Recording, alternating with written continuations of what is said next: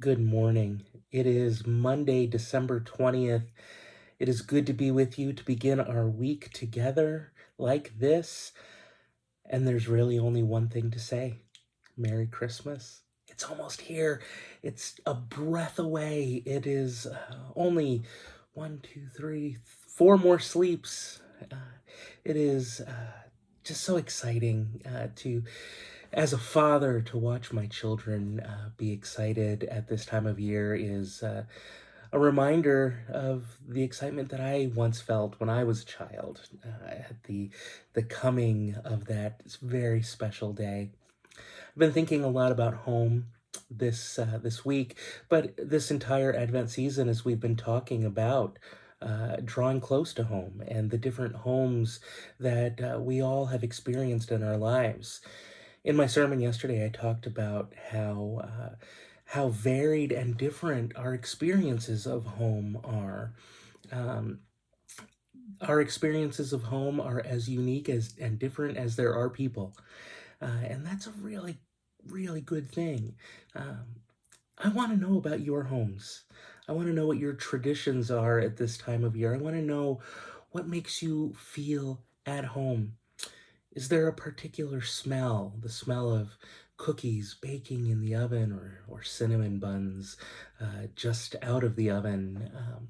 Is it the taste of grandma's cookies or that perfectly made Christmas ham? Is it the sound of friends and family gathered around? In my family, the on the Italian side, that's a very loud sound indeed. Um, is it the feeling of walking into a warm room where people are gathered, where friends are gathered together? Whatever it is, I hope that you are finding it and that you extend that invitation to others. Because that's the other thing that I've been thinking about this week is the invitation to come home, the invitation to go home. Um, Mary and Joseph did not get an invitation. They were forced to return to David's or Joseph's ancestral home, and when the time came for her to give birth, there was no invitation. There was no place for them.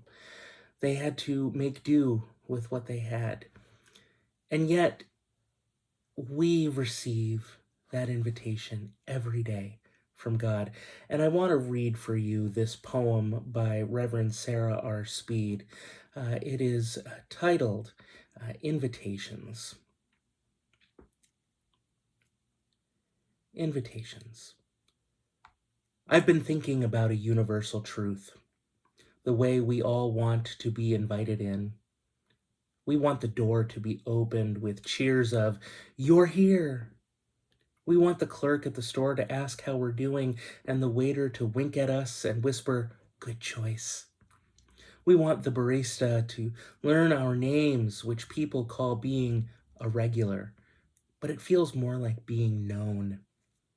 We want the stranger to help us pick up our sodas when the case breaks, and the woman to put her bag in her lap on the subway, which is to mean, "Come, you can sit by me." We cherish every open palm wave from the child in the grocery store and every city church with open doors when the organist plays. At the end of the day, we are all just a collection of heart and bones, walking through this world, exchanging invitations, saying to one another in a million little ways, "Come matter here. Come make a difference here. Come be you here." Jesus didn't receive much of an invitation. No one moved their bag to their lap or opened the door to the inn and said, "You're here." Still, he came. What a gift it is to have a God who does not wait on my invitation. What a gift it is to have a God who can't imagine being anywhere but here. I'm reminded of the show Cheers back in the late 80s and the early 90s. And Every time the one character would come in, everybody would shout, "Norm!" Home is a place of being known. It is a place where you are loved and cherished for who you are in all of your imperfections and all of your beauty. So, friends, we have a Christmas Eve service coming up this Friday at 4 o'clock. I invite you, come home, and you will find a welcome. You will find family. You will find joy and love. And I am so excited to spend that time with you. Peace be with you this week in all of your preparations, and I'll see you soon.